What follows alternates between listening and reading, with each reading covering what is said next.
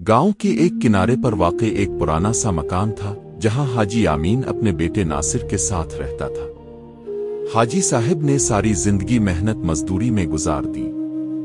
कभी खेतों में काम किया, कभी लोगों के जानवर चराए, तो कभी गांव के स्कूल में माली की हैसियत से काम किया। उनकी जिंदगी का मकसद सिर्फ एक था, अपने बेटे नासिर को पढ़ा लिखा कर एक बेहतर इंसान बनाना।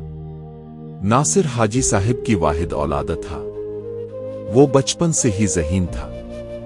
बाप की गुर्बत, माँ की कमी, जो नासिर के बचपन में ही दुनिया से रुखसत हो गई थी, और जिंदगी की सख्तियां इसके इरादों को मजबूत करती चली गईं। नासिर ने मैट्रिक के बाद शहर जाकर कॉलेज में दाखिला लिया।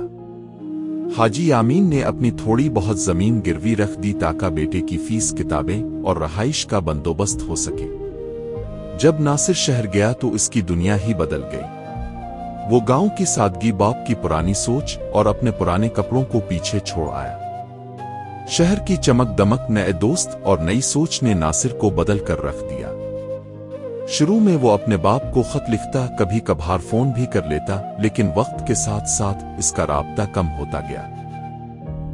उधर हाजी साहब हर जुमे के दिन गांव की मस्जिद में दुआ मांगते, आ अल्लाह मेरे बेटे को कामयाब कर, इसे इज्जत दे और इसे मेरी कदर अता फरमा।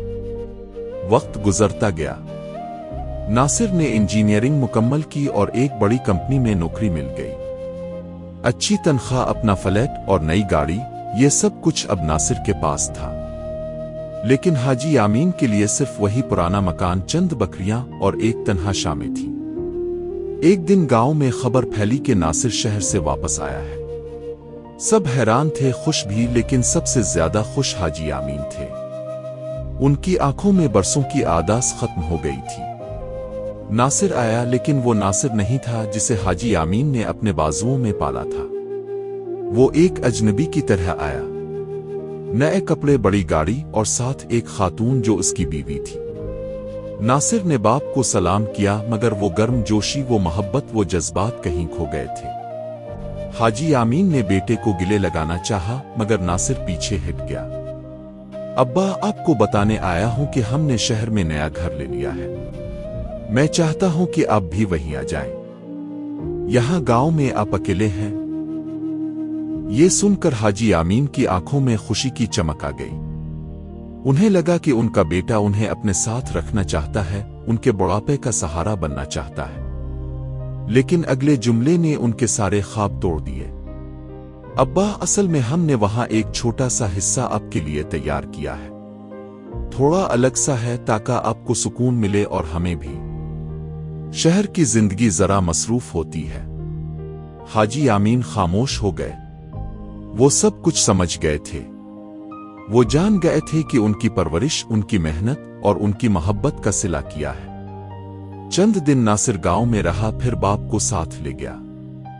शहर के कोने में एक छोटा सा कमरा था जिसमें एक पुराना पंखा, एक पलंग और एक खिड़की थी जिससे सिर्फ दीवार नजर आती थी। नासिर की बीवी को हाजी साहब की बातों, उनके पुराने लिबास और देसी खानों से उलझन होती थी। नासिर खुद भी अब वक्त कम देता था।